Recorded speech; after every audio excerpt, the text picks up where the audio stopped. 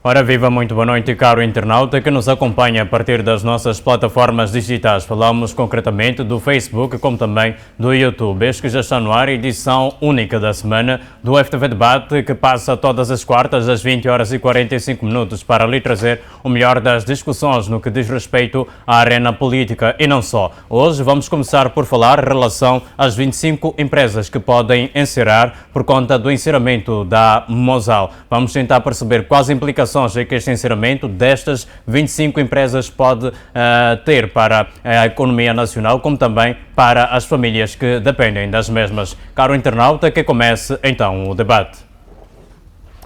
Este é o primeiro tema proposto, no entanto, temos outros dois que poderemos discutir nesta mesma edição. Isto se o tempo, obviamente, nos permitir. Afinal de contas, o tema em relação à Mosal é de grande importância e pode ser levado algum tempo mais a ser analisado. Mas, sem mais delongas, vamos imediatamente para si, professor Pangueia. Muito boa noite. O que é que nos pode dizer em relação ao impacto que o encerramento da Mosal tem, não apenas para os trabalhadores desta mesma empresa, mas também para as famílias que dependem desta mesma empresa, Mosal, e das 25. Muito boa noite, professor Pangueia. Os seus pontos prévios para esta noite em 3 minutos.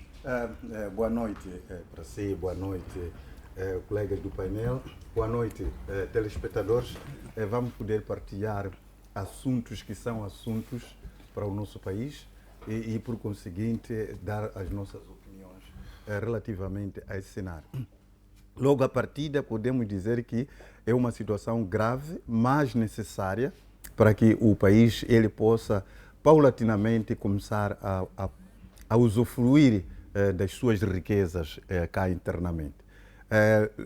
Temos que nos lembrar que houve esse compromisso de poder renegociar os contratos, uma vez que tais contratos que foram celebrados nos governos sucessivos até então são pícios e, por conseguinte, há essa necessidade de se poder rever esse cenário. Mas antes vou poder dar os meus pontos prévios. Aliás, vou ter que falar apenas um único, tendo em conta a agenda que temos. Eu pretendo apenas poder questionar ao governo moçambicano o que ele precisa de poder ouvir, perceber e agir relativamente ao impacto da poluição em Moatize. O grupo Soico STV fez uma reportagem extremamente bonita, elucidativa, no ano 2025. Recentemente, temos agora a TV Sucesso, igualmente foi fazer uma cobertura também interessante relativamente ao problema de poluição em Moatize. E nós cá temos estado igualmente a demonstrar a necessidade do governo poder intervir para impedir para que as vidas humanas elas sejam salvas em Moatize. Mas, infelizmente, o governo está surdo e não quer absolutamente nada reagir perante esse cenário. Segundo as informações que temos, principais impactos da poluição que está a acontecer no distrito de Moatize, temos o primeiro, tem a ver com a saúde pública. A poluição local, portanto, a população local está a relatar problemas respiratórios como asma, bronquite e especialmente em crianças e idosos. Igualmente temos um meio ambiente que está sendo afetado. A população, de fato, está tendo o ar e a água visivelmente poluído. Temos estado a ver, por exemplo, a recente a reportagem da TV Sucesso apresentou a cor da água que está sendo consumida na cidade de Moatize, município de Moatize. Ao nível das infraestruturas, incluindo, estamos a falar de casas, escolas, mostram sinais de desgaste devido à deposição de partículas de carvão. Então, o que o governo precisa mais para poder agir perante aquela situação? Ou se transfere a cidade de Moatize para um outro lugar, ou por outra, cancela-se a exploração de carvão, porque não há como ali haver uma coabitação, a extração de carvão e a própria cidade de Moatize, porque as minas estão mesmo em redor da cidade de Moatize.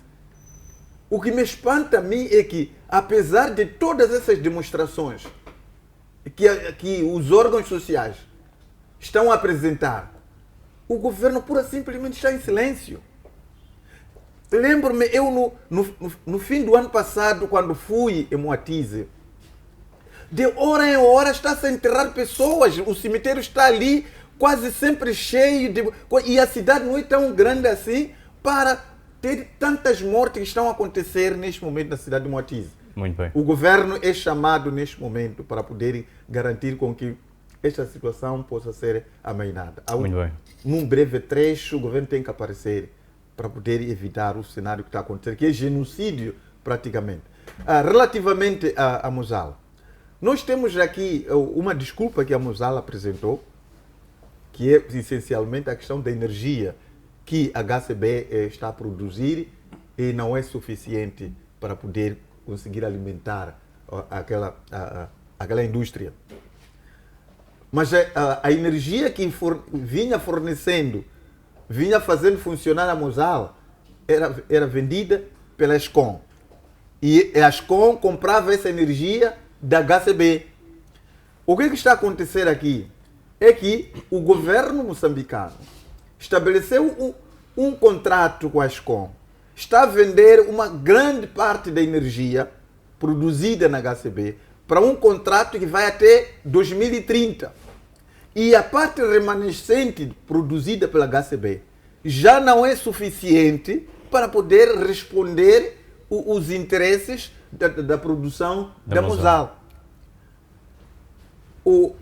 Está aqui um problema de se assinar contratos extremamente longos e que no meio de caminho o país em algum momento tem suas próprias necessidades, já não pode, precisamente por causa dessa situação. Há pouco tempo vimos que parece que foi assinado um contrato de um período de 100 anos com Malau, não sei com que país é assim. Então, situações desta não podem acontecer. Hoje estamos, nessa altura que se assinou o contrato com a Eskom na África do Sul, provavelmente Moçambique não precisava tanta energia assim. Agora que o país está a ter indústrias, mas no entanto já vendeu uma grande parte da energia que produzimos. E ficamos sem nada neste momento, não é? Ficamos sem nada e a Mozal fecha, junto com ela leva 25 empresas. Leva 25 empresas, mas o que tem que fazer aqui?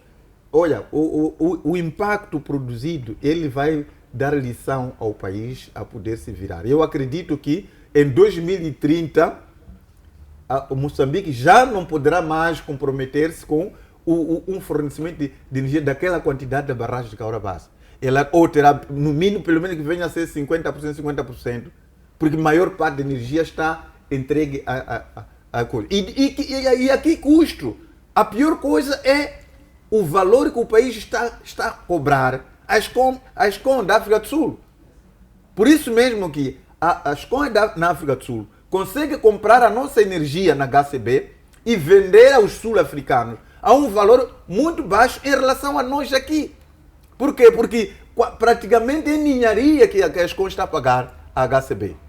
Então, se tivéssemos conseguido essa questão, teríamos, neste momento, estaríamos neste momento a fornecer como se chama isso, a Mozal.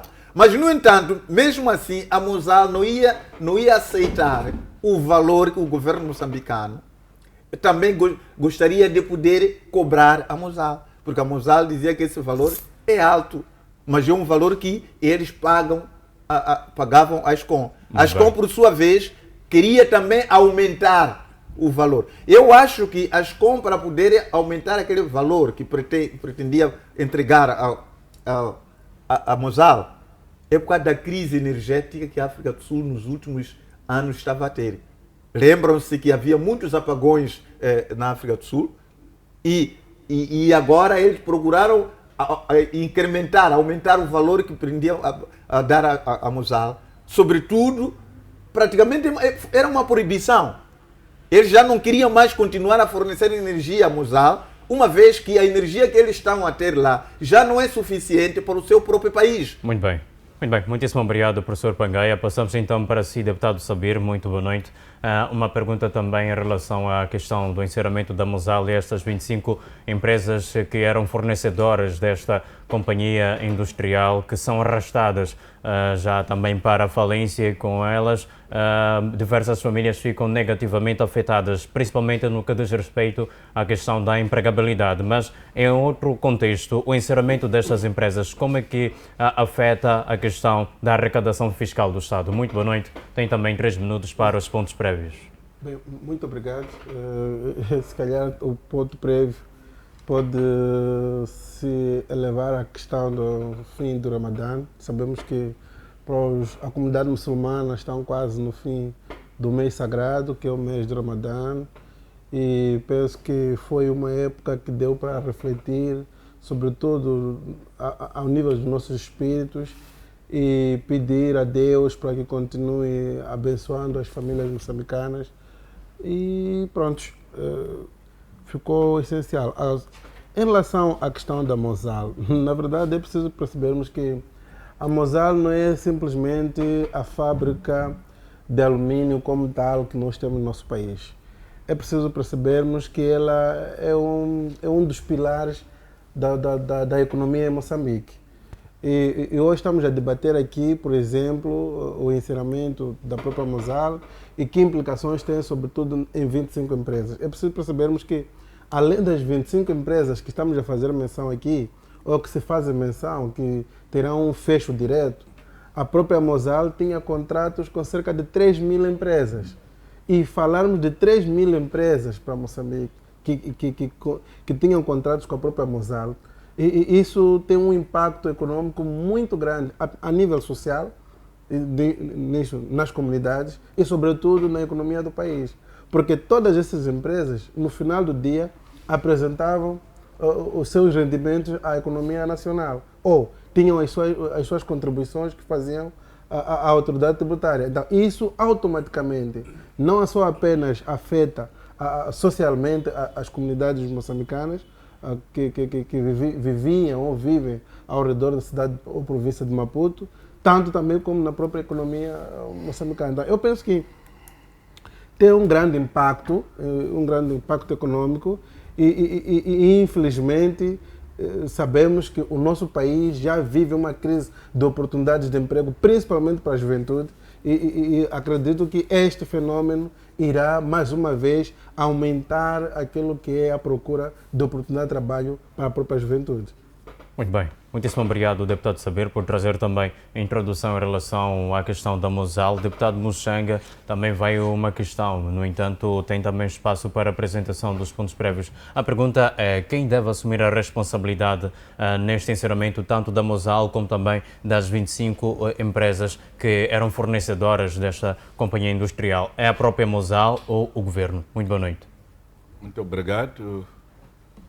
Saudar a si, saudar os colegas de painel, ao povo moçambicano, a todos aqueles que nos assistem e apresentar sentimentos, agradecer a Deus pela proteção em vida, apresentar sentimentos às famílias que choram pela partida dos seus entes queridos, à família Madebe, pela partida do Major Madebe, combatente da luta armada da libertação nacional, o homem que teve a responsabilidade de orientar a exumação dos restos mortais de Josina Machel, Samora Machel, Filipe Samuel Magaia, entre outros heróis nacionais que tombaram na Tanzânia. Hoje tive a oportunidade de conversar com algumas pessoas muito próximas dele, que me disseram que a morte dele foi trágica porque ele caiu na casa de banho e toda a noite não teve socorro, só foram lhe descobrir de manhã. Para dizer o seguinte, quando um homem perde a esposa, meus irmãos, deixa ele casar. Madebe morreu porque a esposa faleceu, passam mais de 3 anos e nunca casou. Se ele tivesse esposa, eu acredito que estaria se calhar vivo até esta hora. Porque ele caiu na casa de banho, estava sozinho, ninguém deu conta. Só foram dar conta de manhã quando viram que ele não estava acordado. Quer dizer, perdemos um combatente da luta armada por causa de negociar coisas que Deus já recomendou. Todo homem deve viver com esposa. Isto é muito bom. Portanto, estou muito frustrado com esta morte do comandante Madebe, que podia ter sido evitado. Só não se evitou por simplesmente porque desde que a esposa faleceu ele vivia sozinho. Então vamos parar com essa coisa. Uma vez casado, tem de ser sempre casado. A minha questão prévia é agradecer aquele ladrão de Inhambane que tinha roubado tâmaras na mesquita de Mrombé por ter devolvido as tâmaras, e o motorista da administração que havia dado bolé a esse ladrão que anda a roubar tâmaras. Que está a ficar vício andar a roubar donativos. É feio roubar tâmaras. Um produto dado aos fiéis para poderem usar ao abrirem o jejum. Tendo em conta esta situação que aconteceu, que até mancha a província de Inhambane, a antiga terra de boa gente, que passou a não ser terra de boa gente, porque até ladrões de tâmaras estão lá, eu gostaria de apelar, porque sei que há de haver ração, distribuição de carnes, arroz, a cesta básica que as mesquitas organizarem para as festas. Estou a pedir para não roubarem, deixem que as coisas cheguem aos fiéis, para não cairmos naquele exemplo de gás. Em relação à questão que me colocas, é uma questão muito complicada. Eu não sei como responsabilizar a quem aqui por quê, mas em condições normais, eu acho que a Mozal, quando veio para Moçambique, tinha prometido que vinha para ficar. Então, a responsabilidade devia ser da Mozal. Mas também a Mozal tinha um contrato de 25 anos, terminar a discussão em 25 anos, tem de se ver o que é que nós estamos a ganhar com esse contrato. Está claro que nós não estamos a ganhar nada, porque a Mozal não paga imposto a Moçambique. A única coisa que nós temos é emprego de militares moçambicanos, que esses moçambicanos pagam imposto de pessoas singulares, que esse entra no Estado moçambicano. O que o governo estava a tentar procurar era uma saída airosa, mas nem tudo dependia do governo, porque quem diz que tem que aumentar o preço da energia é a África do Sul. Moçambique não tem condições de trazer energia de Cahora Bassa direto para Mozal, porque não tem nem rede para alimentar o seu próprio país. Para a energia vir a Moçambique, primeiro tem de ir à África do Sul. Consequentemente, quem compra a energia, quem transporta a energia é a África do Sul. A HCB, pelo que sei, só produz. Quem cuida daquela rede são engenheiros sul-africanos. Os helicópteros que eu vejo andarem ali na rede são sul-africanos. Os técnicos, eles têm uma base em Mapai, o acampamento deles. Você vai para ali, só de fora, você vê que isto aqui é de sul-africano e não é de moçambicano. Então não consigo encontrar aqui que tipo de engenharia rápida o governo terá realizado sem envolvimento dos sul-africanos para ter uma solução airosa em função daquilo que a Mozal quer. A Mozal entende que não pode suportar uma fatura superior de energia do que o que está a pagar agora. Os sul-africanos entendem que não. Nós precisamos, porque tivemos que inventar novas fontes de energia para aumentar a capacidade para você poder consumir. E a Mozal diz que eu não posso pagar por isso. É prejuízo sim, porque esses militares moçambicanos ficam sem emprego, consequentemente não têm como alimentar suas famílias. Ali havia uma classe média alta, média baixa. Esses jovens da classe média alta e média baixa tinham empregados. E esses empregados também indiretamente eram beneficiados pela Mozal, para não falar das empresas. Aquelas empresas cujo o serviço deles era fornecer assistência às máquinas da Mosal, assistência à própria Mosal, esses estão prejudicados. Posso desde já falar da empresa, por exemplo, que transportava os produtos da fundição a partir do porto da Matola para a Mosal e os que carregavam alumínio do porto da Mosal para o porto. Posso falar daquela empresa de cabos elétricos que não tem 6 anos, que está ali e contava com um produto mais próximo ali na Mosal, que agora fica sem matéria-prima. Posso falar de outras empresas que prestavam mais serviços, as próprias pessoas prestavam segurança à Mosal, o transporte dos trabalhadores, os donos de algumas casas que eram arrendadas por esses altos funcionários da Mosal. O prejuízo é maior, mas é preciso perceber que não são frações muito fáceis de calcular, porque a própria Mosal não sentiu muita pena de nós. Então, aqui está a tal coisa que sempre tem se dito, que nós não podemos depender desta coisa de recursos, desta indústria cuja matéria-prima vem de longe, a indústria pesada. Nós temos que ter uma indústria ligeira, porque a indústria ligeira é que dinamiza. Se eles estivessem, por exemplo, a produzir massa ou a produzirem farinha, havíamos de encontrar outra pessoa para comprar a farinha ou para vir produzir mais farinha e produzir mais coisas. Portanto, o país vai perder, sim. Estou solidário aos jovens que vão perder os seus empregos. Esperemos que o governo encontre rapidamente. Aliás, a própria EDM vai perder, porque o grau de consumo de energia que tínhamos com a Mosal, não conheço nenhuma outra empresa que vai ter esse consumo. A própria empresa de águas também vai perder, porque não conheço nenhuma empresa com maior capacidade de consumo de água mais que a Mosal. Portanto, só que a vida é feita de altas e baixas. Esperemos que o Estado moçambicano encontre a solução o mais rápido possível para pôr a indústria a funcionar. Muito bem, muitíssimo obrigado, deputado Muxanga. Passamos então para si, caríssimo Mlungu. Professor Pangaia, muito boa noite. Acredita que o país deve parar de firmar parcerias de prazo demasiado longo, isto para também evitar que problemas sejam arrastados por muito mais tempo? Isto é, ele deu um exemplo de contratos de 50 a 100 anos que podem fazer com que Moçambique fique dependente dos mesmos e automaticamente fique preso ou agarrado aos problemas. Quais outras lições é que se podem tirar desta situação da Mosal, especialmente no que diz respeito, de forma mais geral, aos megaprojetos? Muito boa noite e tem também o espaço para a apresentação dos pontos prévios. Boa noite a Sibelice e aos colegas do painel, em especial a quem nos acompanha a partir de casa. Bem, a jeito mesmo de ponto prévio, queria debruçar em torno do comunicado que vem de um quadro do governo ruandês, na qual fala da descontinuidade caso a União Europeia não prossiga com o financiamento à tropa ruandesa que encontra-se em Cabo Delgado.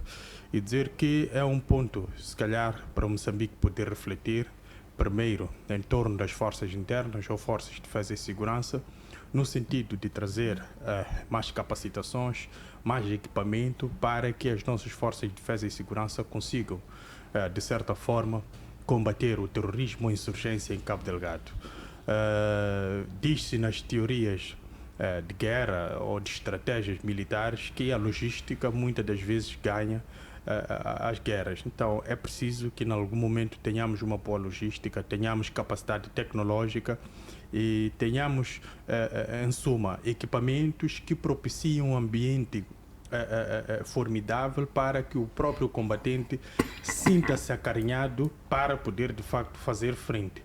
E eu creio que é uma oportunidade neste sentido. Mas existe uma outra janela aqui que não pode ser ignorada neste processo, é que com a possível retirada do Ruanda em Cabo Delgado, pode haver aqui um recrudescimento de terrorismo ou também da questão da insurgência, no sentido do próprio Ruanda estar a fazer uma demonstração de que, olha, na nossa ausência não há nada que de facto possa parar estes elementos naquilo que são as suas incursões. Então é preciso que haja uma avaliação por parte do governo moçambicano, de modo a trazer respostas eficazes. Eu creio que os generais, a esta altura, ou todos os setores de segurança, devem estar em alerta e precisam trazer uma resposta, porque a qualquer momento, havendo esta pretensão por parte da União Europeia, pode romper-se de facto este financiamento. Então é preciso que haja um preparo, e questões de segurança não podem ser negligenciados em nenhum momento, porque lidam com o interesse supremo do Estado. E o interesse supremo do Estado moçambicano é garantir a sua própria independência, a sua inviolabilidade, mas também garantir a paz. Então é preciso que haja um preparo neste sentido, que todos os dados sejam impurados, mas com muita racionalidade, de modo a trazermos uma resposta concisa a um possível cenário péssimo neste processo todo. Agora, indo direto naquilo que é a sua questão, eu creio que o Dr. Pangaia tem, em parte, a sua razão quando fala de contratos extremamente prolongados, porque, em algum momento, sim, traduzem-se no meio do percurso em algum tipo de momento conturbado. Digo isto por quê? Porque nós estamos perante um Estado democrático e há uma variação de governos. Não imagino numa situação em que há um contrato de 100 anos. É verdade que o contrato é estabelecido com o Estado e não com os governos, é preciso que isso sempre fique claro, mas por causa desta alternância do poder, em algum momento há quem atreve-se e vai reabrir estes contratos, porque alguns têm alguns problemas nos detalhes dos contratos que, clarificados, se calhar podem reajustar certo desempenho financeiro, tanto da própria empresa, mas também naquilo que é a sua contribuição para o próprio Estado. Então, em algum momento, o Dr. Pangaia traz aqui uma lógica que é interessante, mas num outro momento temos que olhar a natureza destes megaprojetos, porque, tendo em conta a sua natureza, se uma empresa é concessionada a 100 anos de exploração, significa que o seu investimento requer mais ou menos um período próximo para poder reaver aquilo que é o seu investimento, porque temos que olhar aquilo que são as maquinarias que são transferidas para o nosso Estado, a alta tecnologia ou tecnologia de ponta, como se diz. Então, isto, em algum momento, é justificada pelo tempo de concessão, de exploração de um determinado recurso ou da funcionalidade de um determinado investimento direto estrangeiro. E outro, porém, é que temos que verificar que o investimento direto estrangeiro não é feito ou não é estabelecido numa situação horizontal. Ou seja, numa situação horizontal teríamos uma questão de 50-50, ou seja, o win-win. Mas não é nesta vertente, é sempre estabelecido numa vertente vertical. E na vertente vertical, quem ganha sempre são as próprias multinacionais. E não é, de facto, os Estados que ganham. E é nesta natureza vertical que a Mosal, de facto, encontra-se estabelecido aqui em Moçambique. E o outro, porém, é que a Mosal chega num momento em que Moçambique precisava de uma multinacional de grande envergadura para poder usá-la de maneira convidativa a outras multinacionais a nível internacional. E a Mosal foi acomodada, primeiro numa zona franca, isenta de cobranças aduaneiras, e também foi dada muito espaço para poder, de facto, operar sem muito incômodo do Estado. E hoje, praticamente, não há muito sentido em prosseguir nesses termos, porque Moçambique tem outra visão, tem outras necessidades e precisa de uma participação da própria Mosal em termos de pagamento de taxas. E eu creio que, em algum momento, isso poderá ter incomodado a própria Mosal. E o outro ponto que eu vejo, se calhar, que não é muito levantado, é a questão da matéria-prima que a Mosal usa para a fundição do alumínio. Usa-se um minério chamado bauxita, que em Moçambique tem, mas é pequena proporção. E é preciso perceber que a Mosal importa esta matéria-prima da Austrália, do Brasil, para poder, de facto, aqui fazer a fundição e produzir aquilo que é o seu último produto. E com a escassez de divisa que nós temos a nível nacional, eu creio que, em parte, pode ter jogado de uma forma significativa para Mosal recuar em permanecer no nosso país. Porque se não temos divisas para Mosal poder exportar, importar, neste caso, aquilo que é a sua matéria-prima, significa que, de facto, a leitura que se fez pode também estar ligado a isto. E o outro, porém, é que também as vendas da Mosal muitas das vezes é para fora, ou seja, se fala de cerca de 20% de exportações do Estado moçambicano eram da responsabilidade da Mosal, o que significa que se recebe em torno de 50 milhões de dólares, era forçado em algum momento pelas leis do Banco de Moçambique a converter cerca de 50% deste valor em metical, e em algum momento isso desvaloriza aquilo que são os ganhos das próprias empresas. Então, há aqui também um manancial, sob o ponto de vista de políticas que foram adotadas, que não beneficiam em boa parte aquelas empresas que importam aquilo que é a sua própria matéria-prima e, ao produzir um produto, vendem de novo para fora, ou seja, não há mercado internamente. Então, há aqui muitas questões que podem ser levantadas. É verdade que a questão da energia é a principal, porque é o combustível que é usado pela Mosal para fazer a sua produção. Mas há estes elementos também do ambiente financeiro a nível nacional que também não está muito ávido em poder sustentar boa parte dessas empresas desta natureza. Agora, quanto a estas 25 empresas que vão, de facto, perder os seus contratos, é preciso, em algum momento, perceber que esta fórmula de usar empresas que fornecem serviços de uma natureza única a uma âncora que é, de facto, a Mosal, eu creio que, em algum momento, pode não ter sido estratégico. E aqui está a resposta. Ou seja, fecha a Mosal, então fecha a empresa diretamente. Então, há uma necessidade de começarmos a perceber, principalmente aquelas empresas que estão em Cabo Delgado, comecem a perceber, a partir deste cenário, que é preciso diversificar também a atuação da própria empresa, de modo a diversificar também aqueles que são os seus clientes, porque a Mosal era cliente destas empresas. Então, é preciso diversificar de modo a que, havendo um colapso ou uma saída de uma empresa, fixe com os outros clientes para garantir a sustentabilidade da própria empresa. Não pode haver um efeito dominó desta natureza e que comprometa não só os funcionários da Mosal, mas também os funcionários destas empresas, e comece, de facto, a criar um problema social de tamanha envergadura. Muito bem, muitíssimo obrigado, é o seguinte, eu acho que o problema da eletricidade deve ser um deles, mas aqui provavelmente também tem outro tipo de problema que está por detrás que nós não conhecemos. Por exemplo, quando nós vamos analisar os impostos que a Mosal ela pagou durante o período em que esteve aqui no país, são quase nada. Vamos ver, por exemplo, o imposto sobre o rendimento de pessoas coletivas, IRPC. Portanto, chamam tanto era variado por 32%, mas a Mosal beneficia de isenção e redução, pagando apenas 1% sobre a receita bruta do volume de venda trimestral. Outro imposto. Imposto sobre valor agregado, IVA. A taxa normal é de 17%, mas a Mosal está isenta de IVA nas importações de equipamentos e matérias-primas.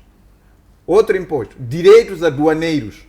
A Mosal está isenta de direitos de importação sobre equipamentos e matérias-primas. Imposto de selo, isso é para documentação. Imposto de circulação e consumo, a Mosal igualmente está isenta. No entanto, a contribuição fiscal da Mosal é considerada extremamente baixa pelo governo moçambicano, representando menos de 0,2% das receitas fiscais do Estado. Então não faz muita Então, diferença a presença em termos da da Mosal para as contribuição, receitas do Estado. é verdade que tendo em conta o volume da produção da Mosal, 0,2% é alguma coisa que ficava, e tendo em conta a nossa economia, ela contribuía de alguma forma no que diz respeito ao PIB. Mas veja essas injeções todas que a Mosal estava com. É verdade que nessa altura em que se assinou o contrato, havia essa necessidade de puxar investidores, mas até este ponto não faz sentido, sinceramente. Muito bem. É aquilo que eu estava a dizer aqui, que a Mosal como tal pode até não dar um tchan no impacto econômico das receitas do Estado, mas existem empresas que prestavam serviços. Exato. As empresas que faziam serviços de limpeza industrial, as empresas que faziam logística do movimento do pessoal de staff, tanto como dos produtos acabados e não acabados que a Mosal fazia menção. Então, aquilo que nós temos que olhar, eu penso que não podemos olhar a Mosal como tal, mas olharmos no contexto da própria industrialização do próprio país. Hoje nós estamos a falar, por exemplo, da Mosal, como dizia aqui o Dr. Muxanga, uma multinacional que sai da África do Sul para Moçambique.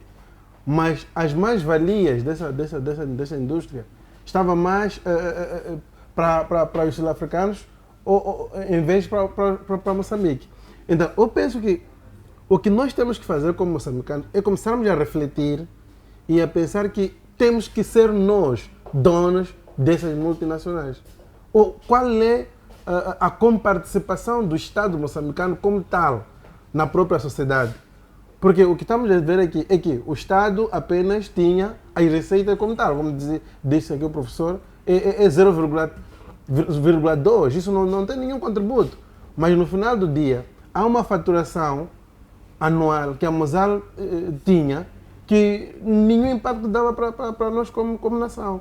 Exato. Então, se nós estamos apenas a ter como resultado das pequenas e médias empresas, mas temos uma multinacional que durante 25 anos explorou nossos recursos, explorou nossa energia, que sai bem aqui do Cahora Bassa, e como nação não temos nada, porque essa energia, que por uma quantidade muito grande vai à África do Sul para depois ser vendida a Mosal, deveria estar a ser consumida pelos moçambicanos.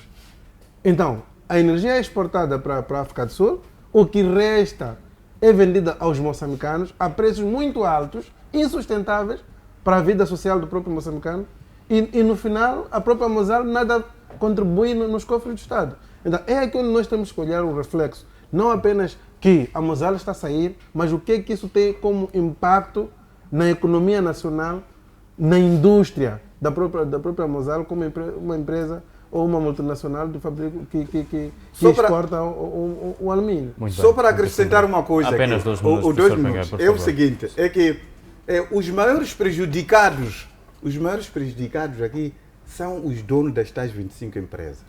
E quando nós formos analisar no cadastro quem são os donos das 25 empresas, só podem ser os magnatas do Partido Frelimo, que conseguiram contratos lá. Eu acho que essa medida é mais para poder atingir os magnatas. Magnata do Partido Frelimo. Sim. Se calhar magnatas da própria Mosal. Não, porque algumas empresas não são moçambicanas. São sócios sul-africanos que vieram abrir empresas em Moçambique para prestarem serviços a Mosal.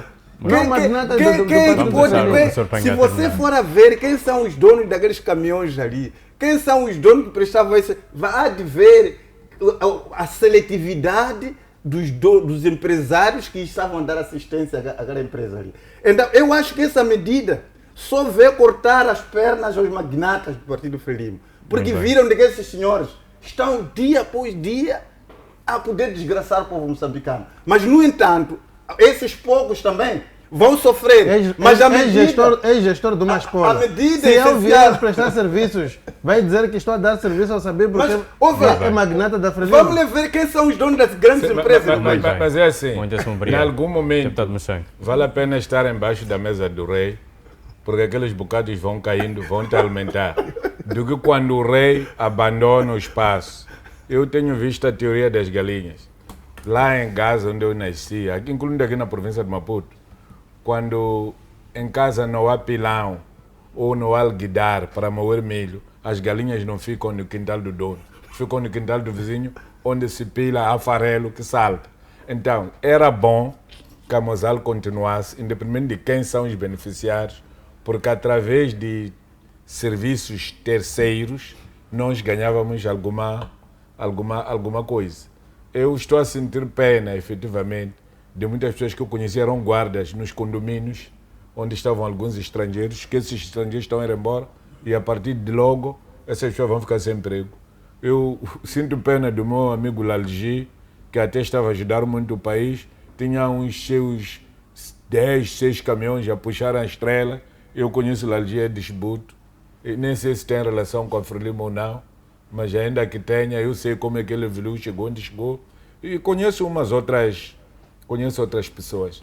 Agora, o fato de nós termos ou sermos adversários com a Frelimo e a Frelimo comportar-se da forma como se comporta, não pode e nem deve ser motivo para dizermos tudo que a empresa que está ligada a qualquer dirigente da Frelimo tem de ser destruído. Eu tenho problemas com alguém da Frelimo, mas já morreu, mas ainda não conseguiu perdoar, porque esse senhor é da minha família, até foi administrador em Majacase, nos primeiros momentos da Revolução. A mãe dele é de família Muxanga, é de lá de Majacase de Escogolo. Então, os velhos cometeram o erro de deixar o gero viver próximo da sograria. Então, os filhos do dono da casa, à medida que iam nascendo, iam construindo um pouco distante, mas tem cemitério familiar. Aquele nosso sobrinho ficou a vedar o cemitério e proibiu que o tio Silvano Muxanga fosse enterrar no cemitério onde jazem os restos mortais dos seus familiares. Veio com a arma dada pela Frelimo, com cartão de membro do Comitê Central para vir exibir e disparar contra as pessoas. Escolta funerária. As pessoas voltaram, tiveram que ir enterrar esse senhor. O senhor de Machacaúma, eu gosto de dizer, muita gente sabe. A dona Joana Monjane, aquela que era deputada, sabe dessa história. Podes perguntar. Se conheceu o senhor Silvano Muxanga, vai te dizer. Mas a graça de Deus, esse senhor morreu no tempo de cheias. Também não foi ao cemitério, que ele não queria que nós fôssemos enterrados lá. Foi enterrado em algures aqui no Maputo. Para dizer que Deus sabe fazer justiça em tempo útil. Então, o mais importante, para vocês também não serem iguais a este, deixemos que haja empresas que podem pôr a Mosal a funcionar e que aquelas pessoas que têm a oportunidade de ganharem pão na Mosal continuem a ganhar pão na Mosal e deixem que as outras novas empresas que vierem deem oportunidade a outros moçambicanos. Conforme diz a música, ganhe Samofina, Orima Simaue, coma o que o falecido deixou no celeiro, mas cultivando a sua machamba, porque o que o falecido deixou vai acabar. Muito bem, olha, só um minuto, não, calma lá, um minuto só. É o seguinte, eu só não quis tocar essa questão da injustiça de distribuição de oportunidades. Não são empresas quaisquer que estavam a poder dar assistência ao serviço terciário a Mosal. Tem caras aquelas empresas ali assim. E isso não pode acontecer. Então, ainda bem que estava a evocar Deus aqui. Efetivamente, Deus, ele tem medidas concretas contra todos aqueles que procuram espezinhar aos outros. Esses senhores, se for a ver essas empresas aí, as 25 empresas, vamos lá ver qual é a contribuição que cada uma delas estava a dar ao Estado. Provavelmente também nada. Estavam ali pura simplesmente. É verdade que alguns aproveitavam tais migalhas que estava a dizer o Dr. Muxanga aqui assim. Mas Deus avaliou que essa situação não pode continuar. A questão dos empreendedores não pode ter cara. Qualquer um que tenha competências. Professor. Deixe-me lá terminar. Todo indivíduo, todo moçambicano que tenha competência para desenvolver uma determinada atividade numa determinada área, o seu licenciamento, assim como também a atribuição, dentre outras coisas, não pode verificar as caras. Então, isso aqui pode ser uma medida que Deus encontrou para poder colocar em baixa essa gente ali que entraram ali para dar serviços terciários àquela empresa. Mesmo fornecimento de comida, mesmo fornecimento... Não são quaisquer empresas que entraram ali. Muito bem, professor Pangai. Experimentasse um indivíduo quaisquer para poder entrar, dificilmente ia conseguir. Muitas E essa obrigado. situação tem a mesma... Só para terminar, a mesma situação que está ocorrendo neste momento na questão de contratação para as obras públicas. Igualmente está a acontecer o mesmo. Você pode ter uma empresa, mas para você conseguir ganhar obras públicas ali, não é fácil. Tem que ter cara. Isso tem que acabar. E essa é a razão pela qual que até empresas competentes que concorrem para obras públicas não conseguem entrar. E só entram aquelas que nada. Aquela vergonha que acho que vamos ter ver essa questão aí. Exato. Do Conselho Municipal, daquelas empresas todas que andaram a fazer Exato, aqui. vamos falar acerca. Só para poder roubar o erário público. Eu queria obrigado. atingir até ali, que olha, essa questão ali, existe existe bem. um campo direto para atingir aqui, diretamente. Muito Deus não reparou, os outros vão ter os donos consequências. daquelas nisso. empresas Mas multinacionais são da ainda Frelimo. Muitíssimo Ernest obrigado. Young é da Olha, Frelimo. calma. Ernest Young é da Frelimo. Se vamos ver Muitíssimo quem... obrigado.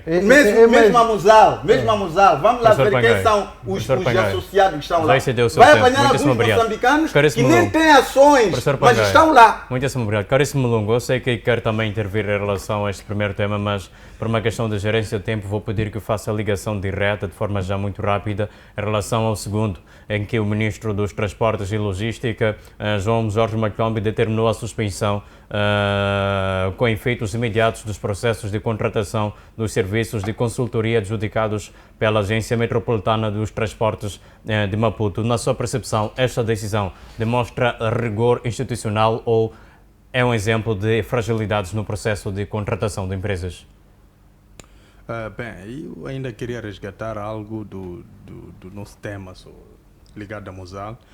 O primeiro aspecto é a questão da responsabilidade social da própria Mosal, porque temos que perceber que dentro destes contratos, onde há isenções aduaneiras, onde as multinacionais são colocadas em zonas francas, há este papel que elas devem executar, que é a questão da responsabilidade social. E eu creio que muitos de nós, se calhar, esquecemos de verificar o impacto da responsabilidade social da própria Mosal na zona onde ela, de facto, esteve instalada. É verdade, construiu a estrada, que é conhecida como Estrada da Mosal, desenvolveu um pouco o município que hoje é município de Matola Rio, mas eu creio que em 25 anos a própria Mosal podia ter feito mais, podia ter ajudado as populações. Desculpa, a Mosal colocou uma conduta de água, eu bebo água, Certo. porque as populações atacavam sempre a conduta da Mosal, que está na margem direita para quem vai a Mosal. Nós temos outra conduta do lado esquerdo. Aquela conduta de água, quem colocou foi a Mosal. Desde aquela estrada de Boane, estrada de controle, até toda a Matola Rio, pelo menos até a própria Mosal, até Beleloane. A Mosal está a reparar, construiu algumas escolas. Sim, E uma das escolas chama-se Escola Secundária Nelson Mandela. Nelson Mandela, sim. A Mosal participou também na construção da escola Armando Emílio Guibuza, o Instituto. Sim, A Mosal que está ao lado da Nelson Mandela. repara carteiras de todas as escolas primárias que andam lá. De tal sorte que, arrisco-me a dizer, nós, na Matola Rio, não temos 5% das crianças a sentarem no chão. E se a criança sentou no chão esse dia, é porque a carteira partiu semana passada, o diretor não comunicou a Mosal. Eu tenho alguém que vive aqui no Luís Cabral, que tinha sido contratado para reparar as carteiras sempre que avariasse e fosse a mostrar a faturas a Mosal.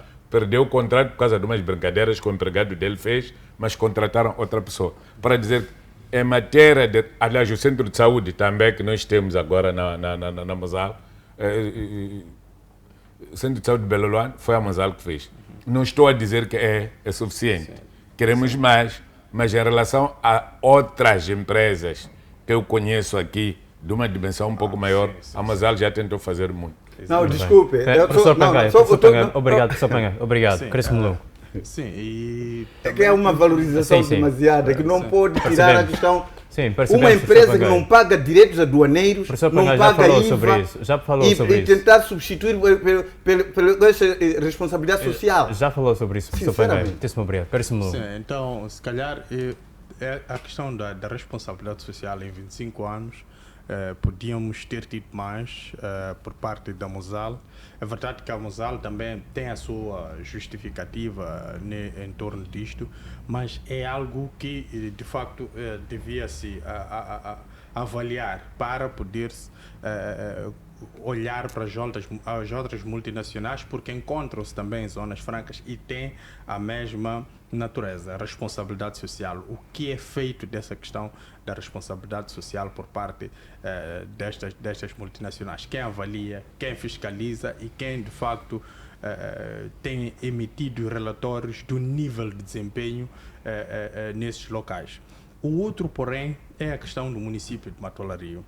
Os municípios, geralmente, um dos requisitos é a existência de indústrias para que ascendam a este nível. E temos aqui uma indústria de grande envergadura, com um parque, como o Parque de Piloluane, que é extremamente relevante, a fechar. Ou seja, o município de Matola-Rio vai perder uma grande indústria, vai perder contribuintes, que são aqueles que trabalhavam diretamente na Mosal, são aqueles que prestavam algum tipo de serviço na própria Mosal e pagavam determinadas taxas e moravam dentro do município da Matola-Rio. Então isto vai ter um impacto dentro do próprio município. Então há que haver aqui um certo estudo para que isto não afete em boa parte ou de uma forma profunda ao município de Matola-Rio, porque se não haver aqui medidas que possam acautelar o impacto desta saída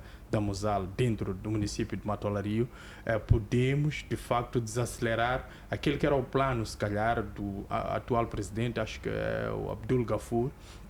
Eu creio que poderá haver aqui uma desaceleração naquilo que eram suas ideias e a sua própria materialização, porque era um município, mas já tinha a própria Mosal, e essa questão da responsabilidade social, eu tenho a certeza que fazia parte da pauta governativa para, em paralelo, conseguir materializar isso, tendo em conta essa questão da responsabilidade social da própria Mosal. Então, há muitos elementos que devem ser avaliados, não é só a questão do desemprego, temos debatido muito por causa do nível de desemprego a nível nacional, mas há outros elementos que são tão importantes que devem ser debatidos em torno desta saída desta Mosal, porque é uma empresa muito importante para o Estado moçambicano, o Estado no geral, não em questões específicas. Já há questões específicas que se calhar a própria Mosal não satisfazia e muito bem, mas no geral a Mosal vai fazer uma grande falta a nível nacional.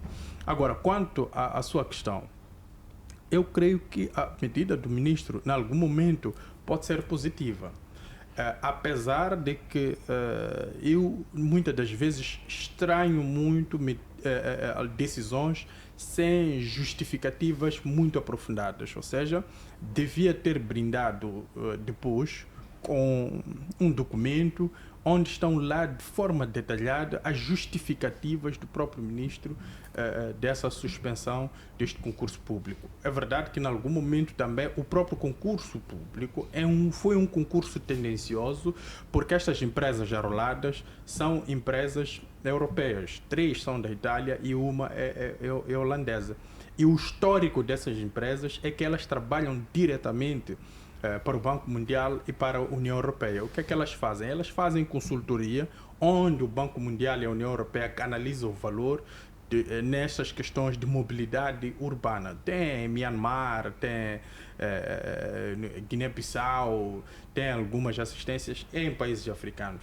Agora, o concurso também foi tendencioso porque, de facto, estas empresas estavam por cima da mesa e eu creio que foram impostas pelos gestores do Banco Mundial. Pelos gestores do Banco Mundial. Então, por aí, eu creio que o próprio ministro terá feito uma avaliação, tendo em conta a questão setorial, porque o setor que faz os concursos públicos não é da alçada do próprio ministro. Há um determinado tipo de nível que deve ser consultado do ministro eu creio que se não atingimos aquele nível para poder, que é dos valores, para poder consultar o ministro, não houve esta necessidade porque é de lei. Mas o ministro depois apercebeu-se e, de facto, suspendeu este concurso. Agora, estamos perante também um outro tipo de problema que se levanta, é que a decisão do ministro, ela advém depois de um debate exaustivo no novo tribunal que temos a nível nacional, que é as redes sociais. E depois tinha um documento de uma organização da sociedade civil, que me foge o nome, porque sempre cria uma confusão entre o CDD e o CIP. Mas uma delas é que, de facto, tinha um documento na qual exigia a transparência neste processo. Então, foi, em algum momento, uma decisão reativa.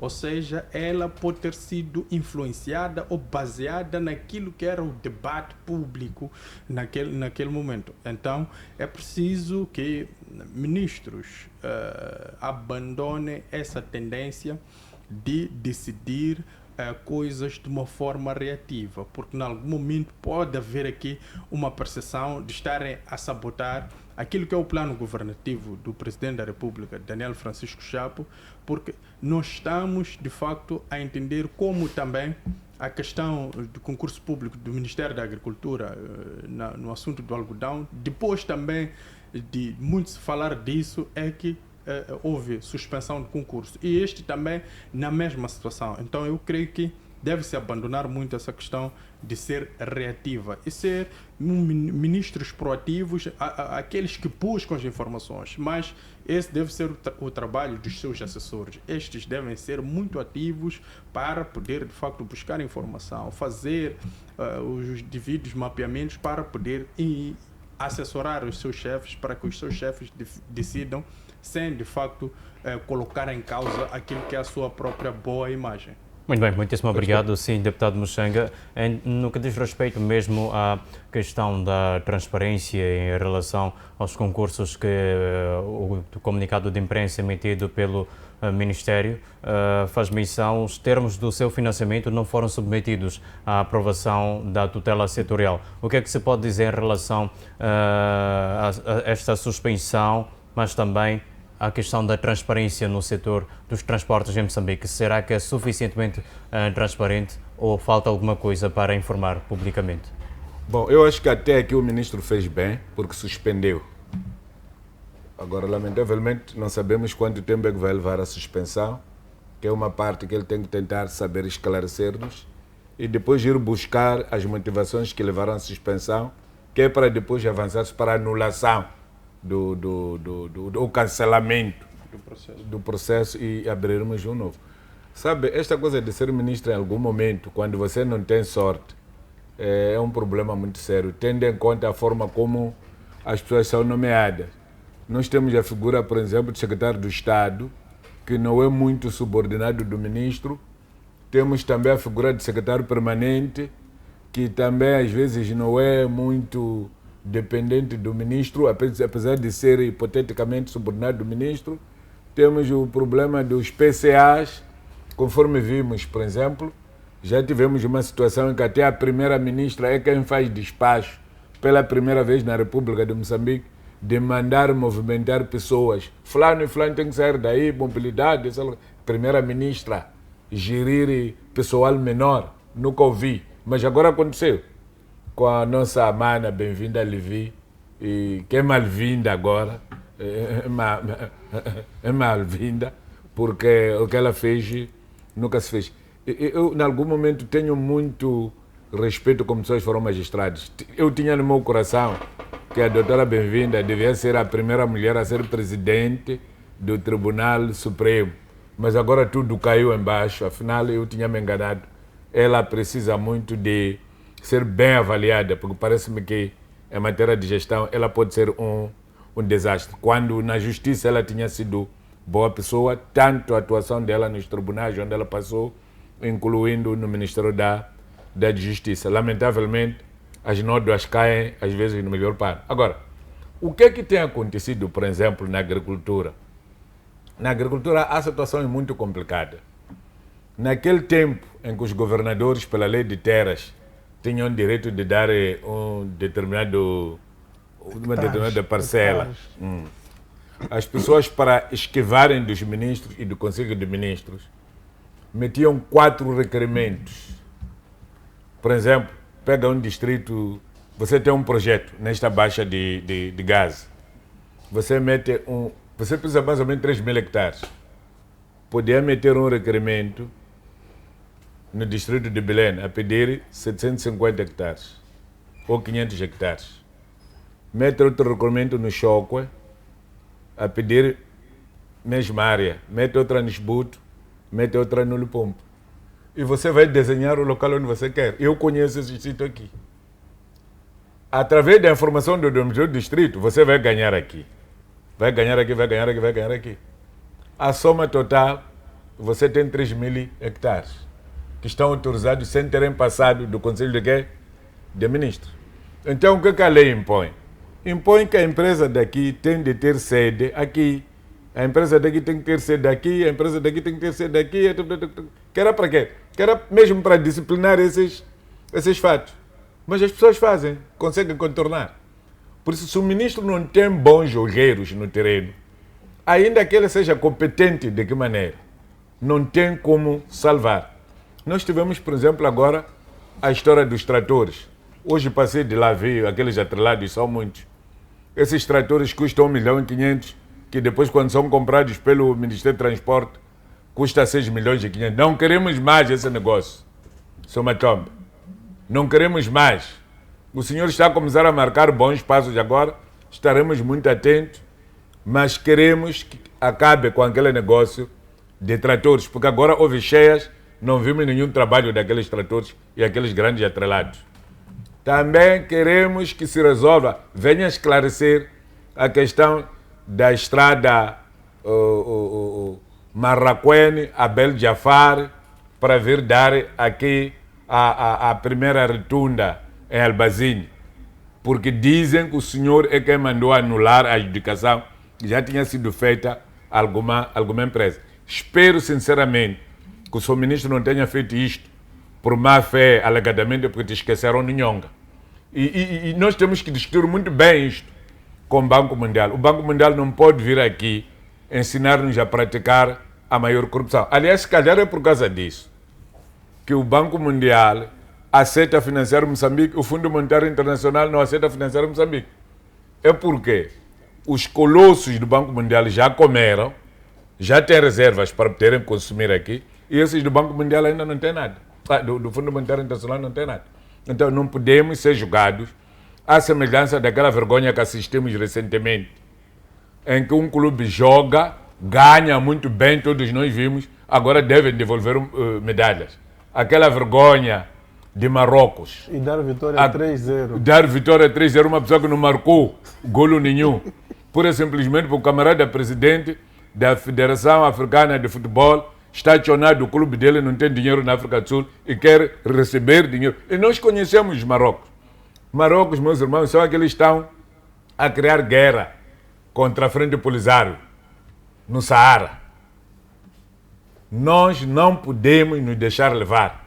Senegal tem que ficar com aquilo que conquistou com sacrifício, porque todos nós vimos. Se não for isso, então vamos mandar embora essa coisa de FIFA. Cada província joga o seu futebol, não há nada de FIFA, nem FIFA, nesta coisa de CAF.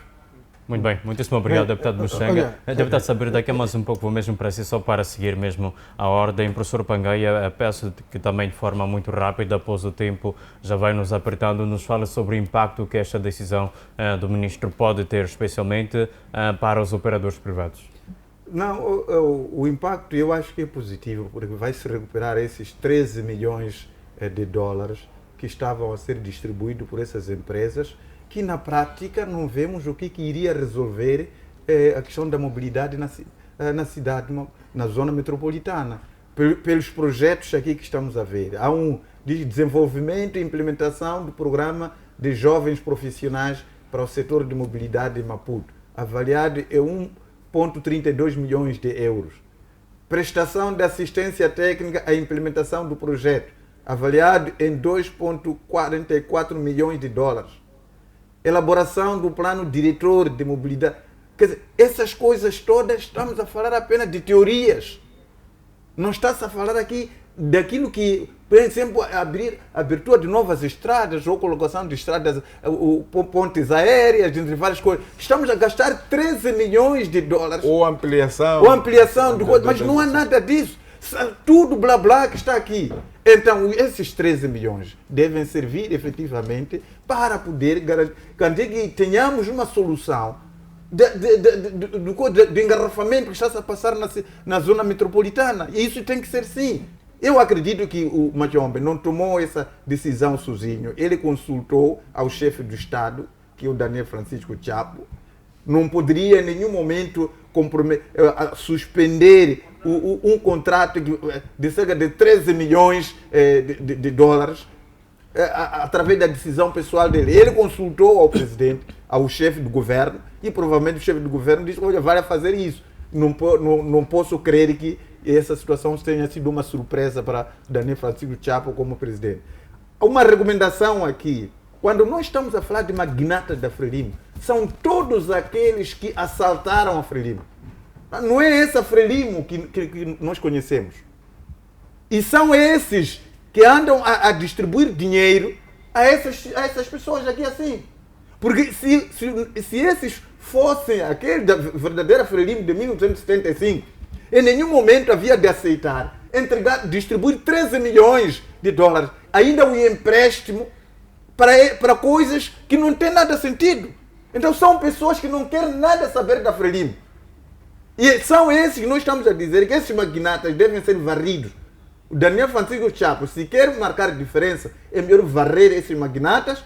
Caso contrário, olha, será toda a Frelimo suja neste caso. Desculpa, é uma questão muito pequenina. Sopangaia, nesta televisão trabalhamos muito para tirar o Machombe da Igreja Velha Apostólica. E uma das pessoas que ajudou muito por conhecer o segredo do Machombe, este apóstolo que se meteu em banho-maria por causa da história dos cavalos.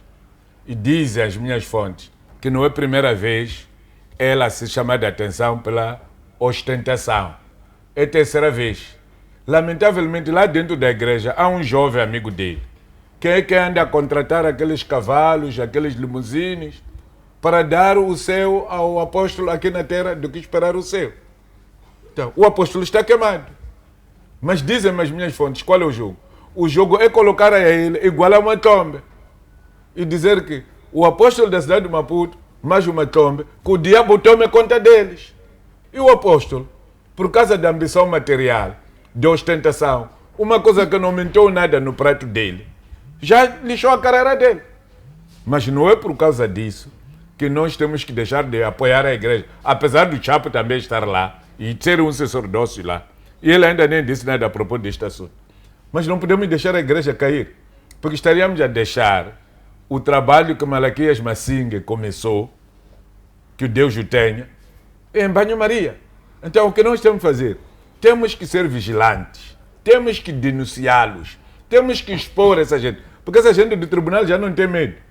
É por causa disso que o único método de acabar com eles é trazer a eles nestes debates, é colocar nas redes sociais, é colocar neles no debate público, nas ruas. Se calhar aí podem sentir um bocadinho de vergonha. Muito bem. Não, mas isso é uma realidade. Por exemplo, estamos a ver aquelas ali onde havia capoeira, vendiam frangos no mercado do povo.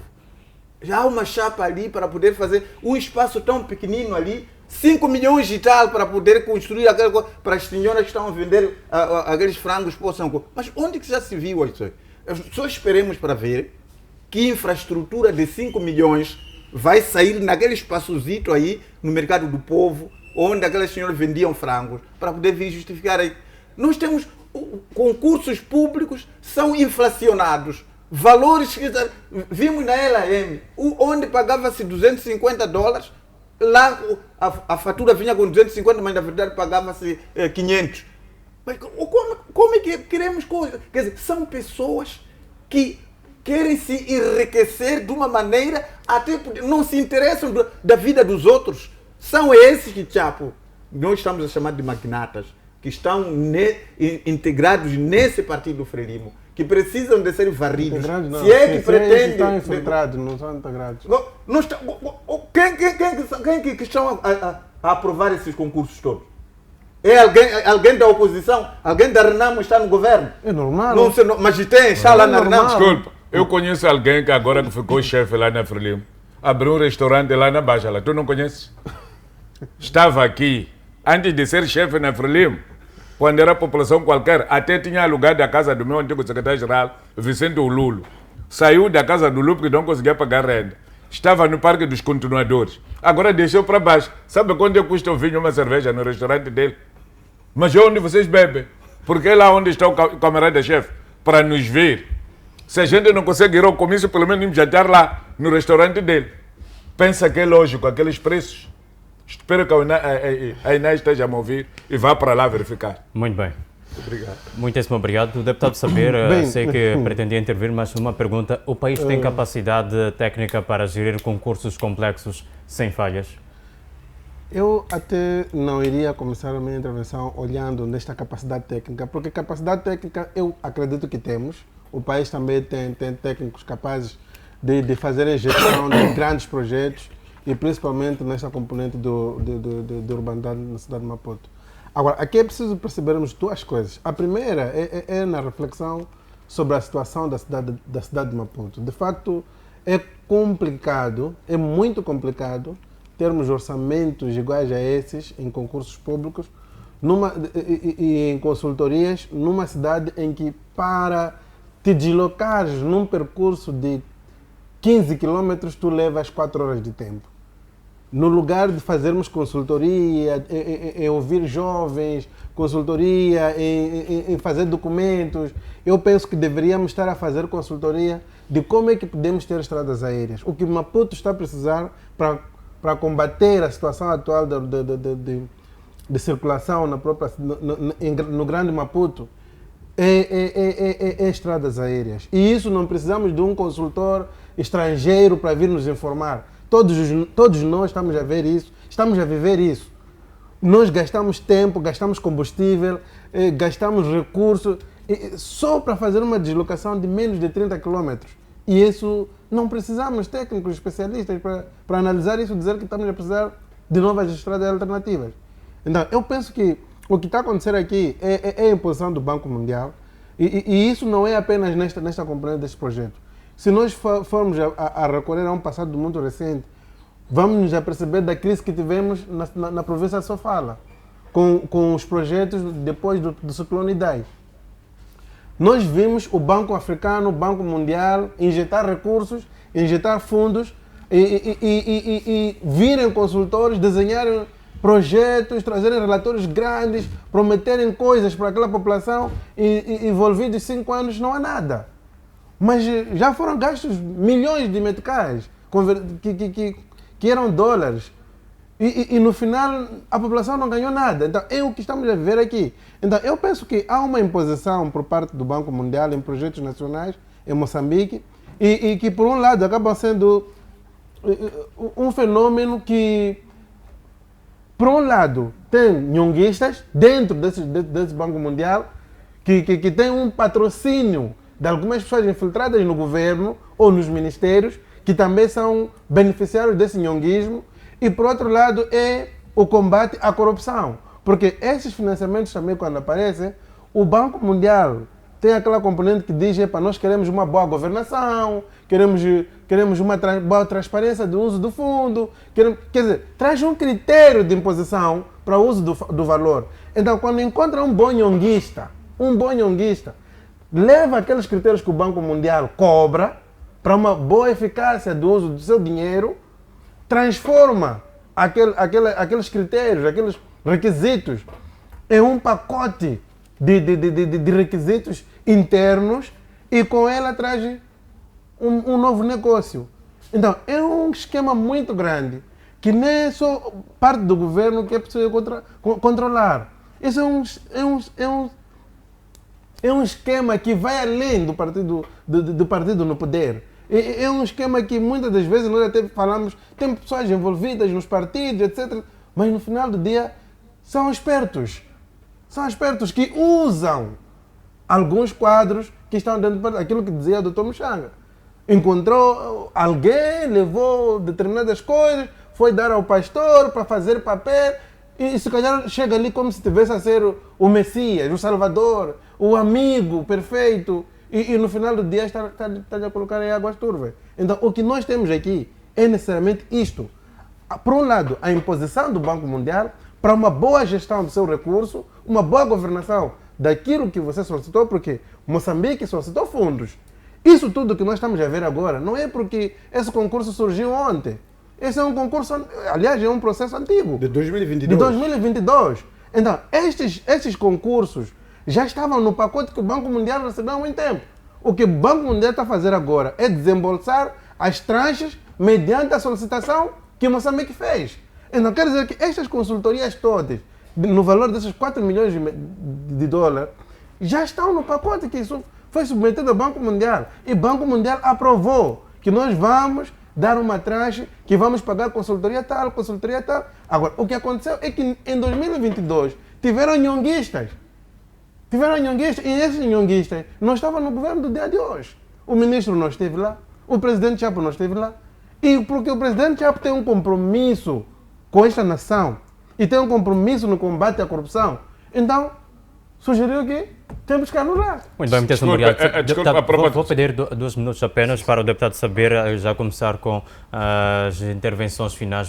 Peço mesmo imensas desculpas, tenho indicações de que o tempo já vai apertando, mas em relação ao último tema, deputado saber, sobre os profissionais de saúde que anunciaram, através do seu presidente da Associação dos Profissionais de Saúde Unidos e Solidários de Moçambique, Anselmo Muxava, a prorrogação da greve para mais 30 dias. O que é que se pode dizer sobre o impacto que isto tem sobre o Sistema Nacional de Saúde, o atendimento aos utentes, mas vamos olhar também para a questão, eu vou pedir mesmo que seja breve, em 3 minutos, será que o Governo tem capacidade financeira para responder às exigências, aliás, às necessidades dos profissionais de saúde e utentes das unidades sanitárias? Em 3 minutos. Aqui nós temos dois paradigmas. Por um lado, nós temos a certeza de que o nosso sistema de saúde está numa situação caótica, lamentosa, e nós isso não podemos esconder. Todos nós somos frequentadores dos nossos centros de saúde. Estaríamos a mentir se estivéssemos a dizer que o que os médicos, o que os profissionais de saúde estão a solicitar não é verdade ou não é necessário. É mentira. Há uma necessidade extrema, estamos em situação de decadência no sistema de saúde, e é preciso que o governo se posicione em relação à situação de saúde nos nossos hospitais. Por outro lado, temos profissionais de saúde que em algum momento comprometeram-se e fizeram um juramento em salvar vidas. Eu tenho dito que a vida é única, não temos 2 vidas.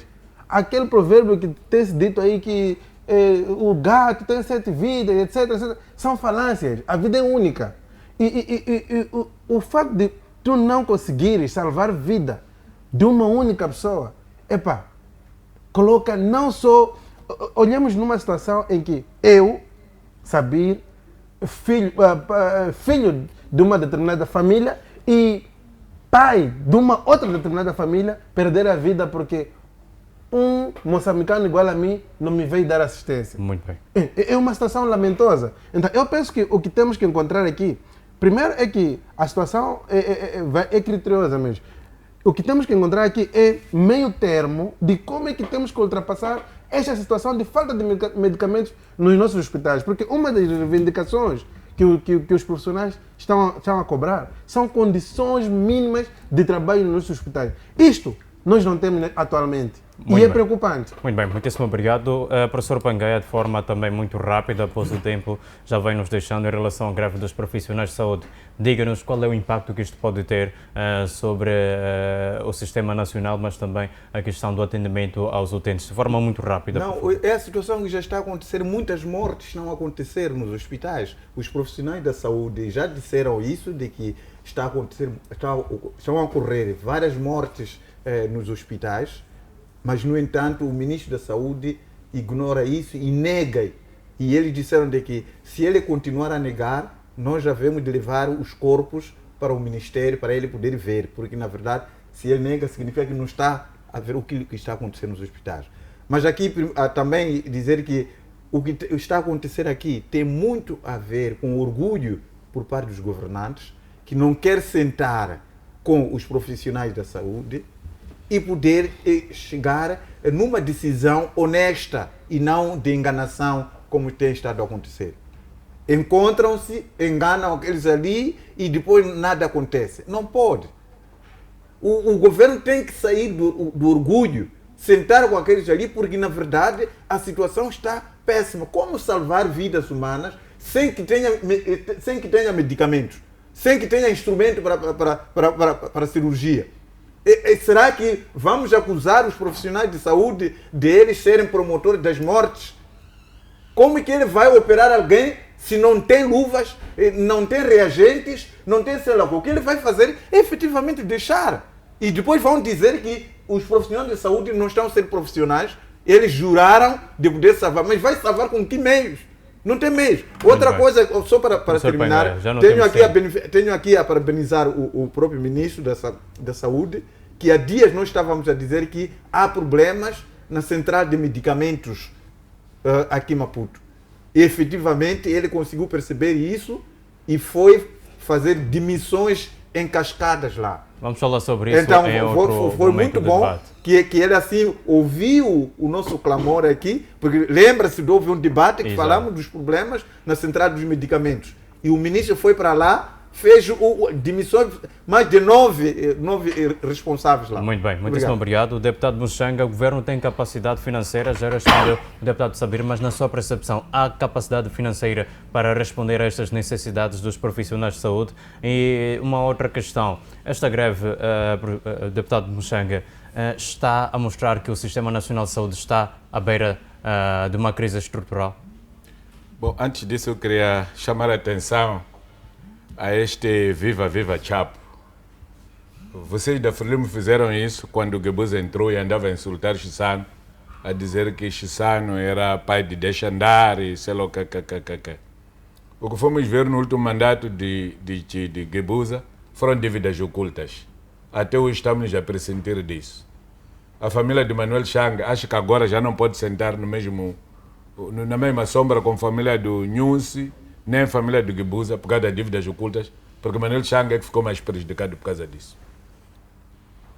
Entrou o News, brindou-nos agora com a história de tratores de 1,5 milhão que passaram a custar 6,5 milhões. Isso é uma vergonha que devia envergonhar e preocupar todos os dirigentes da Frelimo.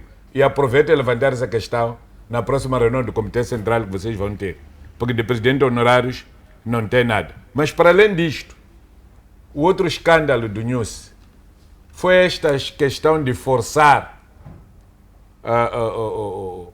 os contratos dos portos, a concessão do MPDC.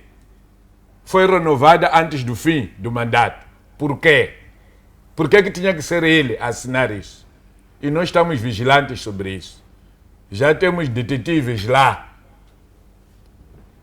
em Doha, lá, para ver onde é que o News vai circular, ele, o filho dele e a esposa dele. Não podemos continuar a brincar com coisas sérias. Este país é nosso, não é de alguns.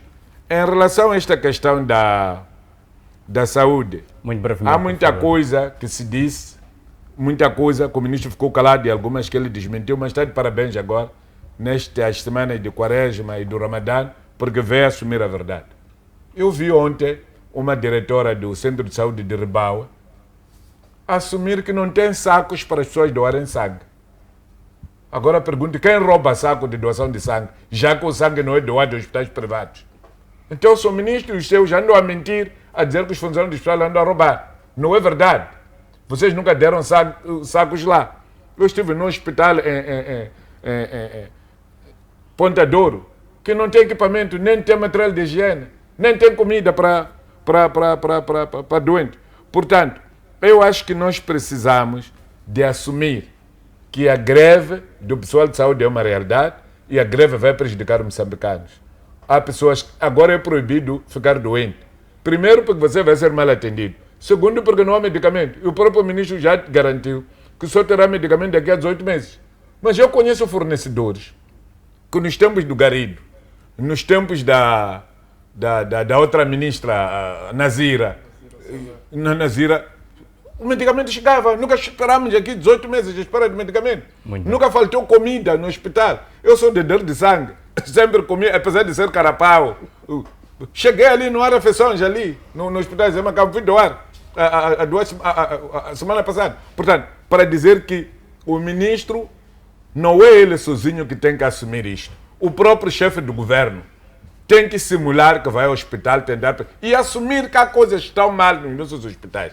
A pergunta é, de onde veio tanto dinheiro que o ministro cessante andou a usar para reabilitar hospitais? Não é esse dinheiro que deve ter comprado medicamento? Muito bem. Então fez nhonguismo das obras mal feitas e mal paradas para juntar dinheiro e carregar para a casa dele em Tete. E não ficar na desgraça. Porque se ele tivesse encomendado medicamento no último ano do mandato dele, esse medicamento estaria agora a chegar. Muito bem, muitíssimo obrigado, deputado Muxanga. Caríssimo Lungo, estou mesmo consigo. Há risco na sua percepção de êxodo de profissionais de saúde para o setor privado ou até mesmo para o estrangeiro? Por favor, não percebi a questão. Eu pude perceber que não percebeu, mas tudo bem, vamos lá. Há risco de êxodo de profissionais de saúde sediados cá em Moçambique para o setor privado ou até mesmo para o estrangeiro por conta desta crise no setor?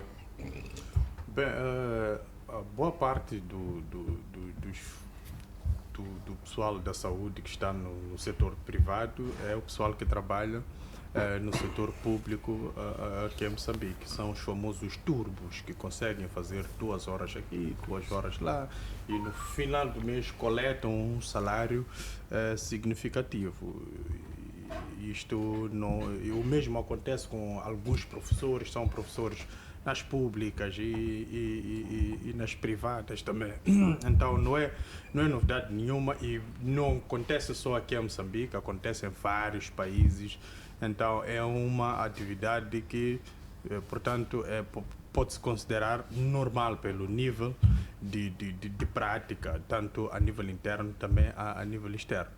Agora, é preciso olharmos para essa questão dessas greves sucessivas em algum momento com uma determinada atenção, porque eu creio que há alguma coisa que não está muito clara nessa questão das greves e depois em algum momento cessam. Eu acho que os pontos que estão a ser negociados com o governo ou com as entidades competentes não estão a ser muito claros para nós como público, para podermos entender de forma profunda essa questão, porque para mim um setor tão sensível como o da saúde já devia, a estas alturas, ter conhecido um bom parecer por parte do governo e também destes nossos heróis que cuidam de nós, para que de facto tivéssemos um ambiente normalizado a nível interno. Agora, não tendo este ambiente normalizado e esta continuidade e essas sucessivas manifestações, eu creio que alguma coisa, há um nó de estrangulamento que nem uma nem outra parte consegue de facto desfazer deste nó. Ou há um ponto que está sendo imposto por cima da mesa negocial que de facto ou o governo quer ceder ou também a própria classe dos médicos e enfermeiros não quer ceder, porque é estranho, estamos a arrastar há anos esta greve. Não começou ontem, não começou no ano passado. É uma greve que dura praticamente, se calhar, 5 a 8 anos. Então é preciso que tenhamos, de facto, esta atenção e comecemos a ter uma claridade deste processo para termos uma resposta concisa, para todos nós participarmos e encontrarmos uma solução, porque é uma preocupação de todos nós que, de facto, essas unidades sanitárias consigam responder a um nível desejado ou a um nível aceitável os utentes. Muito bem. Muitíssimo obrigado, caríssimos painelistas. Agradecemos, obviamente, de forma especial ao caro internauta que nos acompanhou do princípio até o final deste debate. O debate que passa todas as quartas na noite, em que o caro internauta está sim atento para ouvir as preocupações, mas também as soluções colocadas cá na mesa. Afinal de contas, aquele que tem a faca e o queijo na mão também está atento para ouvir estas mesmas contribuições e, de certa forma, mudar aquele que é o cenário atual em Moçambique, especialmente no que diz respeito aos setores-chave, como a educação, a saúde e até mesmo a defesa. Vamos então convidar a si, caro internauta, a acompanhar a nossa transmissão na próxima quarta-feira do FTV Debate, com mais temas a serem arrolados nesta mesma mesa. Mas não podemos nos despedir sem antes desejar que a sua semana laboral continue a ser altamente abençoada. Fique bem, fique com Deus. Já até a próxima.